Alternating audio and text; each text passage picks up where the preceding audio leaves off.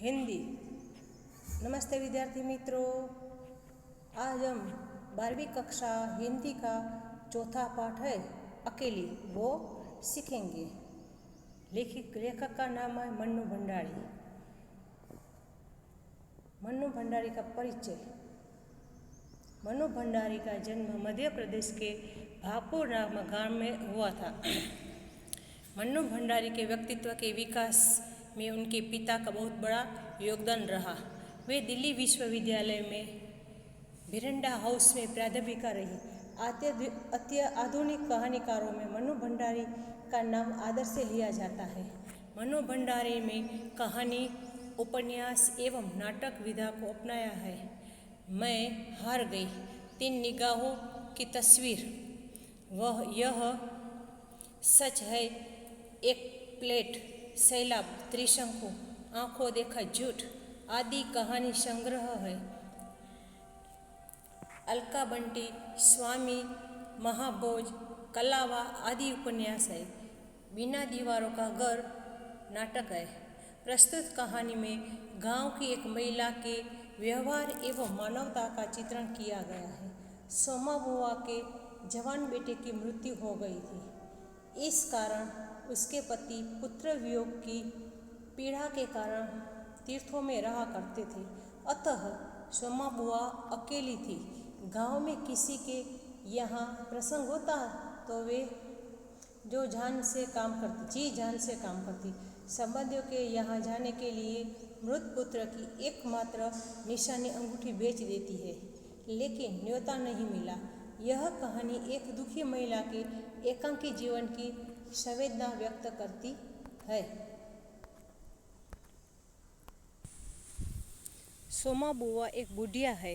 सोमा बुआ परित्यक्ता है। परित्यक्ता એટલે કે એને તેજી દીધાયેલી। सोमा बुआ अकेली है।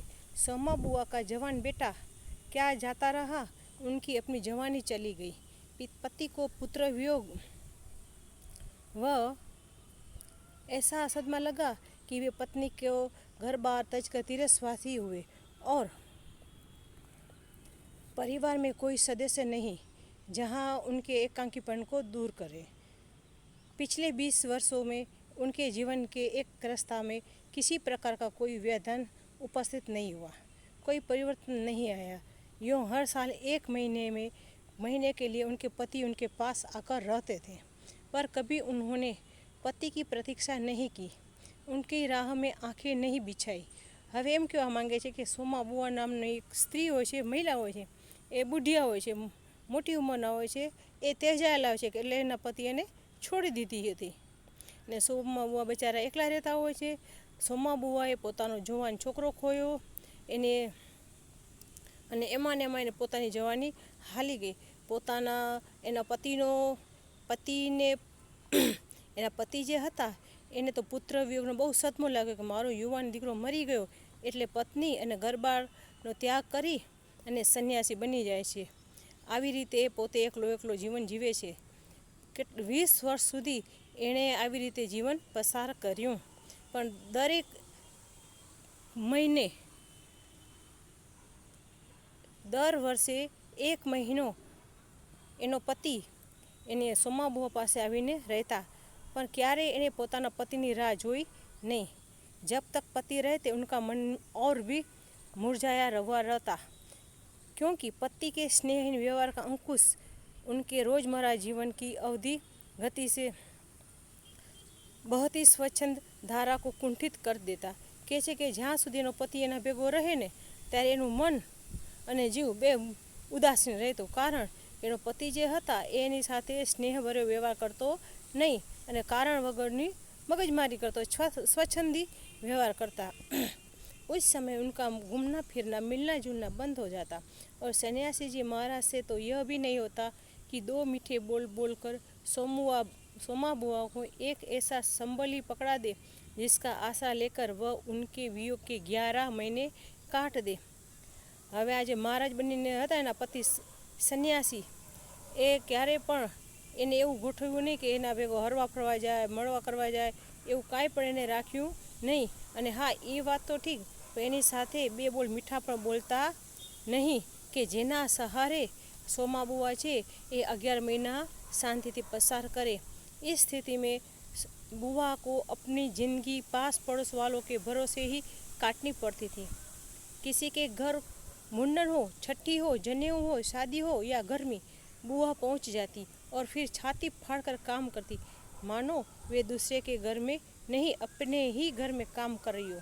હવે સોમા બુઆ હતા એને પોતાના પાસ પડોશી સાથે એવો સારો સંબંધ રાખ્યો હતો અને એના સહારે જ એને જીવન પસાર કરવું પડતું। કોઈના ઘરે બાલ મુહારા ઉતરાવવાના હોય, કોઈની છઠ્ઠી હોય, કોઈની જનોઈ હોય, લગ્ન હોય કે કાંઈ પણ એવું હોય, કાંઈક એવી શોખ જેવું વાતાવરણ હોય તો એ ત્યાં જઈ અને સરસ મજાનું કામ કરતા, માનો જાણે કે ઘરમાં એને काम करती होए। आजकल सोमा बुआ के पति आए हुए हैं और अभी अभी कहा सुनी होकर चुकी है। बुआ आंगन में बैठी धूप खा रही थी कि आजकल एना पतिदेव આવ્યા છે અને હમણાં જ એ બંનેમાં બોલચાલ થઈ, મગજમારી થઈ અને એની જે બુઆ હતા સોમા બુઆ એ આંગણામાં તડકામાં બેઠી છે। पास रखी कटोरी से तेल लेकर हाथों से मल रहे, પછી એક વાટકીની અંદર તેલ રાખી અને माथा में नाखी रही है और बड़बड़ा रही है, बोल बोल કર્યા કરે છે। इस 1 महीने में अन्य अवयवों के शिथिल हो जाने के कारण उनकी जीभ ही सबसे अधिक सजीव और सक्रिय हो उठती है। तभी हाथ में एक फटी साड़ी और पापड़ लेकर ऊपर से राधा भाभी उतरी। હવે આ આખા મહિનાની અંદર એના બિચારીના શરીરના અંગ છે એ સાવ નરમ પડી જાય છે, ઢીલા પડી જાય છે, ખાલી એની જીભ જ કામ કરતી હોય છે। ત્યાં તો ઉપરથી એક ફાટેલી સાડી અને પાપડ લઈ અને राधा भाभी नीचे उतरे छे। क्या हुआ, क्या हो गया बुआ, क्यों बड़बड़ा रही हो, फिर सन्यासी मारे ने कुछ कर दिया? अरे मैं कहीं चली जाऊं, सो ही ने नहीं सुहाता। હવે રાધા પૂછે છે કે શું થયું ફઈ, કેમ એકલી એકલી બોલે, શું સન્યાસી મહારાજે કાંઈ કહી દીધું? તો શું કહે છે બુઆ, કહે છે કે હું કે ક્યાં જાઉં કે બોલું કે મને કાંઈ સમજ પડતી નથી। कल चौक के वाले किशोरी लाल के बेटे का मुंडन था, सारी बिरादरी का न्योता था। मैं जानती थी कि ये पैसे का ही गरुड़ है जो मुंडन पर ही भी सारी बिरादरी को न्योता है, पर काम उन नई नवेली बहुओं से संभलेगा नहीं, सो जल्दी ही चली गई। હવે સોમા બુઆ કહે છે કાલે છે આ ચોકમાં રહે છે કિશોરીલાલ છે એના છોકરાનું મુંડન હતું તો આખી નાતને એને નોતરું આપ્યું। હા, આપણે જાણીએ છીએ કે એને પૈસાનું અભિમાન છે એટલે એને પોતાના છોકરાના બાલ મુહારા ઉતરાવવામાં મુંડનમાં આખી નાતને નોતરું આપ્યું અને પણ આ નવી આવેલી વહુઓ છે એ કાંઈ આવડું બધું કામ કરી શકશે, એટલે કાલે હું ત્યાં વહેલી ગઈ। हुआ भी वही और सरक कर बुआ ने राधा के हाथ से पापड़ लेकर सुखाने शुरू किए। પછી નજીક ગઈ અને રાધાના હાથમાંથી પાપડ લઈ અને સુકાવવાનું શરૂ કર્યું। एक काम गत से नहीं हो रहा था। अब घर में कोई बड़ा बूढ़ा हो तो बतावे या कभी किया हो तो जाने। કહે છે કે એક કામ પણ એ લોકો સરખી રીતે કરી શકતા ન હતા અને હા, ઘરમાં કોઈ મોટી ઉંમરનું હોય તો એને માર્ગદર્શન આપે કે ભાઈ કામ કે આમ નહીં આમ તમે કરો। घर गीत वाली औरतें मुंडन पर बन्ना बन्नी गा रही थी।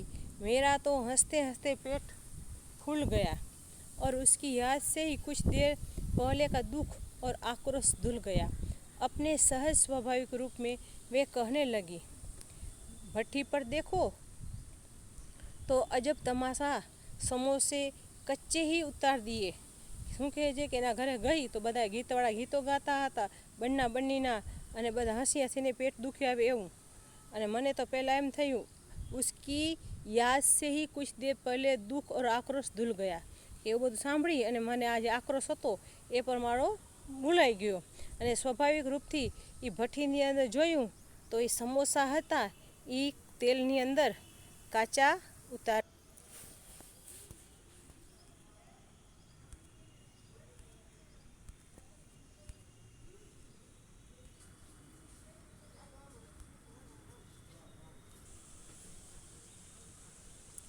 बुआ का अनुमान था कि रुपये कुछ ज़्यादा होंगे, पर जब 7 ही रुपये निकले तो सोच में पड़ गई। रहे समझो कि घर में इतने से रुपये में बिंदी भी नहीं लगेगी। उनकी नज़र अंगूठी पर गई। यह उनके मृत पुत्र की एकमात्र निशानी उनके पास रह गई। बड़े बड़े आर्थिक संकटों के समय भी वे उस अंगूठी का मोह नहीं छोड़ सकी। હવે કહે છે કે એની નજર પછી 7 જ રૂપિયા નીકળ્યા ખાલી, કે આમાં તો પૈસાવાળાની વસ્તુમાં શું આવે, ચાંદલોય ના આવે, પણ ત્યાં તો એની નજર એની વીંટી ઉપર પડી, જે એનો મૃત છોકરો હતો એની વીંટી હતી, એણે પોતાના જીવથી પણ સાચવી સંભાળીને રાખી હતી કે ક્યારેક આર્થિક સમયમાં મને આ કામ આવે।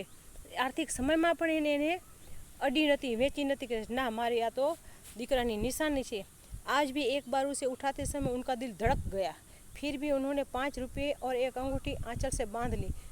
आज પણ એને વીંટી લેતા જીવ ના હાલ્યો એનો, છતાંય પણ એ 5 રૂપિયા અને એક અંગૂઠી લઈ અને પોતાના છેડામાં બાંધીને આવે છે। बक्स को बंद किया और ऊपर तो चली, पर इस बार उनके मन में उत्साह कुछ ठंडा पड़ गया और पैरों की गति शिथिल। ઉપર તો ગઈ પણ એનો ઉત્સાહ હતો એ ઓછો થઈ ગયો અને પગ ધીમા થયા। राधा के पास जाकर बोली, रुपये तो नहीं निकले बहू, आए भी कहाँ से, मेरे कौन कमाने वाले बैठा है। उस कोठरी का किराया जाता है, उसमें 2 समय की रोटी निकल जाती है जैसे तैसे। और वे रो पड़ी। राधा ने कहा, क्या करूं बुआ, आजकल मेरा भी हाथ तंग है, नहीं तो मैं ही दे देती। अरे पर तुम देने के चक्कर में पड़ती ही क्यों हो, आजकल तो देने लेने का रिवाज ही उठ गया है। કહે છે કે મારી પાસે કાંઈ છે નહીં, પણ હું શું કરું, કમાવાવાળું પણ કોઈ નથી કે, અને હા 2 સમયની રોટલી પણ માંડ નીકળે છે। તો રાધા કહે છે, હું એ શું કરું, આજકાલ મારો હાથ પણ કેવો છે, તંગ છે, મને પણ પૈસાની ખૂબ જરૂર હોય છે, નહીંતર તો હું એ તમને આપી દેતી કે। नहीं रे राधा, समधियों का मामला उठौरा, 25 बरस हो गए तो भी वे नहीं भूले, और मैं खाली हाथ जाऊं, नहीं नहीं, इससे तो न जाऊं सो ही अच्छा। કે ના રે રાધા, એ કે આ વેવાયનો વાત થઈ કે 25 વર્ષ થઈ ગયા અને એ જો મને ભૂલ્યા નથી તો મારાથી ખાલી હાથ જવાય ન જવાય, એના કરતાં તો ન જાऊं सारू। तो जाओ ही मत, चलो छुट्टी हुई, इतने लोगों में किससे पता चलेगा आई या नहीं। राधा ने सारी समस्या का सीधा सा हल बताते हुआ કે જાઓ જ નહીં કે જાન છૂટી જાય કે, અને એવડા બધામાં કોને ખબર પડશે કે તમે છો કે નહીં। बड़ा बुरा मानेंगे, सारे शहर के लोग जावेंगे और मैं समधीन होकर नहीं जाऊंगी तो यही समझे कि देवर जी मरे, संबंध भी तोड़ दिया, કે મોટા લોકો ખરાબ લગાડશે અને બધા ગામના લોકો જશે અને હું વેવાઈ થઈ અને ન જાઉં તો કેવું ખરાબ લાગે। કહેશે કે દેવરજી મરી ગયા એટલે આ લોકોએ અમારા સંબંધે તોડી નાખ્યા, મારે જાવું જોઈએ, નકર ખરાબ લાગે, એટલે જાવું જરૂરી છે। હવે આપણે બધાને ખબર છે કે આપણે સમાજમાં બેઠા હોઈએ, વ્યવહારમાં બેઠા હોઈએ તો કેટલું સાચવી સંભાળીને હાલવું જોઈએ। તમે તો હજી નાનકડા છો, પણ તમારા માતા પિતા છે એ લોકો બહુ ધ્યાન રાખીને બધું કરતા હોય, નહીં તો આખી જિંદગી સાંભળવાનું રહે। नहीं तो यह अंगूठी बेच ही दे। और उन्होंने आंचल की गांठ खोलकर एक पुराने ज़माने की अंगूठी के राधा के हाथ पर रख दी। फिर बड़ी मिन्नत के स्वर में बोली, तू तो बाजार जाती है राधा, इसे बेच देना और जो कुछ ठीक समझे खरीद लेना, बस शोभा रह जाए इतना ख्याल रखना। कि जो तू आ बजाરમાં જઈ અને વેચે એના જે સારી વસ્તુઓ આવે એ લઈ આવ, ખરાબ ન લાગવું જોઈએ એવી સારી વસ્તુ લેજે। गली में बुआ ने चूड़ी वाले की आवाज़ सुनी, एकाएक उनकी नज़र अपने हाथ की भद्दी मटमैली चूड़ियों पर जाकर टिक गई। कल समधियों के यहाँ जाना है, जेवर नहीं है तो कम से कम कांच की चूड़ी तो अच्छी पहन ले। હવે ત્યાં તો શેરીમાંથી બંગડી વેચવાવાળો નીકળે છે, એની આવાજ સાંભળે, એ બંગડી લ્યો બંગડી, એ અવાજ સાંભળ્યો ને તો એકાએક એની પોતાની મેલી બંગડી પર પડે છે, જો તો મારી આ બંગડી એ કેવી ખરાબ થઈ ગઈ છે અને કાલે મારે લગ્નમાં જવું છે, મારી પાસે સોનાના દાગીના તો નથી, પણ કમસે કમ આ કાચની ચૂડી છે, બંગડી છે એ નવી લઈ અને એ પહેરીને જઈશ તો મારું સારું લાગશે। पर एक अव्यक्त लाज ने उनके कदमों को रोक दिया, पर એને શરમ આવી અને એના પગ થંભી ગયા। કોઈ દેખ લેગા તો એને એમ થાય કે હું નવી બંગડી લેવા જાઉં અને કોઈક જોઈ જશે તો, એના મનમાં એમ થાય છે એક તો છોકરો મરી ગયો છે અને સન્યાસી મારા પતિ થઈ ગયા છે તો સમાજ મને શું કહેશે। આપણે બધાને ખબર છે કે આપણો સમાજને તો બસ ખાલી કહેવા માટે જ કાંક જોતું હોય તો લોકોની જિંદગી બગાડી નાખતા હોય છે, મેણાટોણા મારીને, એમાંય ખાસ તો આપણા સગા સંબંધી लेकिन दूसरे क्षण अपनी इस कमज़ोरी पर वजह पाती सी वे पीछे के दरवाजे पर पहुंच गई और 1 रुपया कलदार खर्च करके लाल हरी चूड़िया के बंद पहन लिए, पर सारे दिन हाथों को साड़ी के आंचल से ही ढके ढके फिरी। પછી કહે છે કે એ પાછળના દરવાજેથી જઈ અને 1 રૂપિયામાં મસ્ત મજાની લાલ લીલી ચૂડી લઈ આવી અને પોતાના હાથમાં પહેરી લીધી અને સાડીના ચીરાથી ઢાંકતી ઢાંકતી ફરતી કે કોઈ જોઈ ન જાય। शाम को राधा भाभी ने बुआ को चांदी की सिंदूरदानी, एक साड़ी और एक ब्लाउज़ का कपड़ा लाकर दे दिया। सब कुछ देकर बुआ बड़ी प्रसन्न हुई और यह सोचकर फिर जब वे ये सब दे देंगी तो उनकी समधी पुरानी बातों की दुहाई दे देकर उनकी मिलन सरिता की कितनी प्रशंसा करेगी। उनका मन पुलकित होने लगा। सांजना राधा भाभी છે એ બુવા માટે એક ચાંદીની સરસ મજાની સિંદૂરદાની, સિંદૂર રાખીએ ને સેથો પૂરવા માટેનું કંકુ, એ પછી એક સરસ સાડી અને એક એનું બ્લાઉઝનું કાપડ લઈ અને આપે છે અને બુઆ તો રાજી રાજી થઈ ગઈ અને એ વિચારીને એમ થાય છે કે વાહ, મારી સમધીને આ દઈશ તો જૂની વાતો યાદ કરી અને મારા વખાણ કરશે, એ બધું યાદ કરીને એ રાજી થાય છે। અંગૂઠી બેચને કા ગમ ભી જાતા રહા, અને અંગૂઠી વેચવાનું જે એનું દુઃખ હતું એ પણ ચાલ્યું ગયું। पास वाले बन्ने के यहाँ से एक आने का पीला रंग लाकर हाथ में उन्होंने साड़ी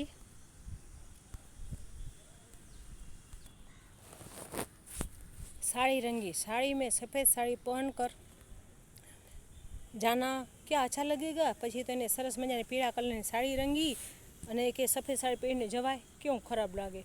रात में सोई तो मन में कल की ओर दौड़ रहा था। दूसरे दिन 9 बजते ही खाने का कामकाज समाप्त कर डाला।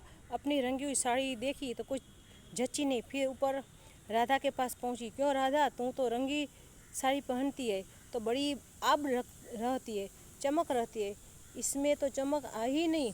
बीजे दिवसे એ સવારે રસોઈ પાણીનું કરી પૂરું કરી દીધું અને સાડી જુએ છે તો કે સરસ એવી લાગતી નથી, કે જેવી જોઈએ એવી પસંદ પડતી નથી। પછી રાધા પાસે જાય છે અને કહે, રાધા તું રંગેલી સાડી પહેરસ તો તું તો ચમક્યું, આબ એટલે ચમક, આબનો અર્થ થાય ચમક, કે તું તો ચમકી ઉઠશે કે, અને આ તો જાય ચમકતી નથી। तुमने कलफ जो नहीं लगाया अम्मा, थोड़ा सा मार दे देती तो अच्छा रहता, अभी दे लो, ठीक हो जाएगी। बुलावा कब का है, કહે છે કે તે કે આરમાં સાડી લગાવી ને, તમે કે આરમાં સાડી લગાવી નથી ને એટલે આવી લાગે છે, કે હમણાં જ કે તમે દઈતી હોય કે તો એ કે સરસ થઈ જશે, કે હા કે આમંત્રણ ક્યારનું છે। अरे नए फैशन वाले की तो मत पूछो, इन मौक़ों पर बुलावा आता है। 5 बजे का मुहूर्त है, दिन में कभी भी आ जाएंगे। अरे नवा लोगों तो बात ज न पूछाय, છેલ્લે બોલાવા આવે। 5 વાગ્યાનું કહે છે મુહૂર્ત છે, કે આખા દિવસમાં ગમે ત્યારે એ બોલાવા આવશે। राधा भाभी मन ही मन मुस्कुरा उठी। राधा भाभी मन हंसवा लगा। बुआ ने साड़ी में मुंह लगाकर सुखा दिया, फिर एक नई थाली निकाली। अपनी जवानी के दिन में बुना हुआ क्रोशिये का एक छोटा सा मेज पोस्ट निकाला। કહે છે કે બુઆએ એક સાડીની અંદર સરસ મજાની આર કરી અને સૂકવી દીધી અને સરસ મજાની એક થાળી કાઢી અને પોતાના જવાનીના દિવસોની ક્રોશિયાનું પેલા ભરત થતો, અત્યારે તો કોઈ ભરતના જમાના ગયા, એટલે ટેબલ ઉપર, મેજ એટલે ટેબલ ઉપર પાથરવાનો સરસ મજાનો ક્રોશિયાનો રૂમાલ હોય ને એ કાઢે છે નવો, પોતાના સચવાયેલો છે પોતાનો। थाली में साड़ी, सिंदूरदानी, एक नारियल और थोड़े से बतासे सजाए।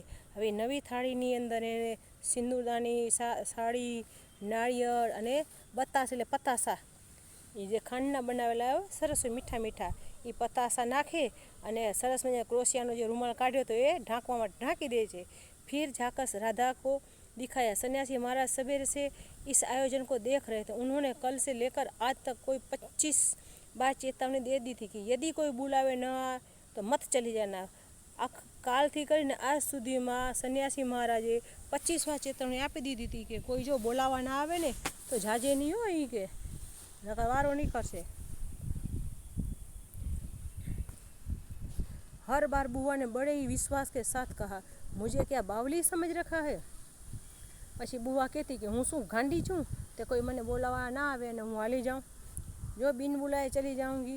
अरे वह पड़ोस वालों की ननद अपनी आंखों से बुलावे की लिस्ट में मेरा नाम देख कर आइए। કે આ પલોસવાઈમાં નણંદ છે ને એ પોતાની આંખથી જેને આમંત્રણ આપવાનું હોય એનું લિસ્ટ લખાવીને લિસ્ટ લખેલું હતું એમાં જોઈને આવી છે। 3 बजे के करीब बुआ को अनमने भाव से छत पर इधर उधर घूमते देख राधा भाभी ने आवाज़ लगाई गई नहीं કે 3 વાગ્યાની આજુબાજુ બુઆ છે એ અગાસી ઉપર ચડી અને જુએ છે રાધા ભાભીને આવાજ લગાવી ગઈ નહીં બુआ। પછી આ રાધા ભાभी કહે છે કે બુआ તમે ગયા નહીં। एक आँख चौंकते हुए बुआ ने पूछा कितने बज गए राधा, कहाँ, क्या कहा, 3। હવે એક બુआ पूछे છે કેટલા વાગ્યા, તો 3 વાગી ગયા। सर्दी में तो दिन का पता ही नहीं लगता, बजे 3 ही और धूप सारी छत पर से सिमट गई, मानो शाम हो गई हो। फिर एकाएक जैसे ख्याल आया कि वह तो भाभी के प्रश्न का उत्तर नहीं हुआ, तो जरा ठंडे स्वर में बोली मुहूर्त तो 5 बजे का है, जाऊंगी तो 4 बजे तक जाऊंगी, अभी तो 3 ही बजे। बड़े सावधानी से उन्होंने स्वर में लापरवाही का पुट किया। કહે છે કે આ એનો જવાબ ન હતો, પણ છતાં એ શું કહે છે બુઆ કહે છે કે મુહૂર્ત તો 5 વાગ્યાનું છે ને, તો જઈશ તો 4 વાગ્યા સુધીમાં હાલી જાય છે કે એમાં શું એ કે હું રાહ જોઉં એ કે। પણ એનો જવાબ હતો એ કેવો હતો, લાપરવાહી હતો, એને 100% હવે ખાતરી ન હતી। बुआ छत पर से गली से नज़र फैलाई खड़ी थी, उनके पीछे ही रस्सी पर धोती फैली हुई थी जिसमें फलक लगा हुआ था और अबरक छिड़का हुआ था। अबरक के बिखरे हुए कण रह कर धूप धूप में चमक रहे थे, ठीक वैसे ही जैसे किसी को भी गली में घुसता देखता हुआ बुआ का चेहरा चमक उठता था। હવે શું કહે છે કે ધોતિયા ઉપર જે જરી હોય ને, જે સતારા જેવી જર્યું, હા એ લાગેલી એટલે ચમકે છે। અને કેવી રીતે ચમકે છે કે કોઈ શેરીમાં નવું કોઈ વ્યક્તિ આવે અને આ સમા બુવાનો ચહેરો ચમકી જાય એવી રીતે એ ચમકતો હતો। 7 बजे के धुंधले में राधा ने ऊपर से देखा तो छत की दीवार से सटी गली की और मुंह किए एक छाया मूर्ति दिखाई दी। उसका मन भर आया, बिना कुछ पूछे इतना ही कहा, बुआ सर्दी में खड़ी खड़ी यहाँ क्या कर रही हो, आज खाना नहीं बनेगा क्या, 7 बज गए। હવે શું કહે છે કે 7 વાગે રાધાએ છત ઉપરથી કીધું કે શું કરશ બુઆ, 7 વાગી ગયા કે તમે ઊભા ઊભા શું કરો છો, રસોઈ નથી बनावी કે। जैसे एकाएक नींद में से जागते हुए बुआ ने पूछा क्या कहा, 7 बज गए। फिर जैसे अपने से बोलते हुए पूछा पर 7 कैसे बज सकते हैं, मुहूर्त तो 5 बजे का था। और फिर एकाएक सारी स्थिति को समझते हुए स्वर को भरसक संयंत्र बनाकर बोली, अरे खाने का क्या, अभी बना लूँगी, जनों का तो खाना है, खाना क्या खाना और क्या पकाना। फिर उन्होंने सूखी साड़ी की उतारा, नीचे जाकर अच्छी तरह से उसकी तह की, धीरे धीरे हाथों से चूड़ियाँ खोली, थाली में सजाया हुआ सारा सामान उठाया और सारी चीज़ें बड़े जतन से अपने एक मात्र संदूक में रख दी और फिर बड़े ही बूझे हुए दिल में अंगूठी जलाने बैठी। હવે આમંત્રણ આવ્યું નહીં એટલે કે શું થઈ ગયું એ કે ખાના રસોઈ બનાવવાને કેટલી વાર 2 જણાનું જમવાનું બનાવવું છે એ બનાવી લઈશ। પછી તો એ બિચારીનું નિરાશ થઈ ગઈ અને સાડી નવી ઉતારી લીધી, એને બિચારી જે નવી ચૂડી પહેરી હતી એ પણ કાઢી લીધી, થાળીમાં જે નવો સામાન રાખ્યો હતો દેવા માટેનો એ પણ એને એક સંદૂકમાં રાખી દીધો અને બિચારીને અંગૂઠી જે પોતાના દીકરાની એકમાત્ર નિશાની હતી એને યાદ કરી અને રડવા લાગી।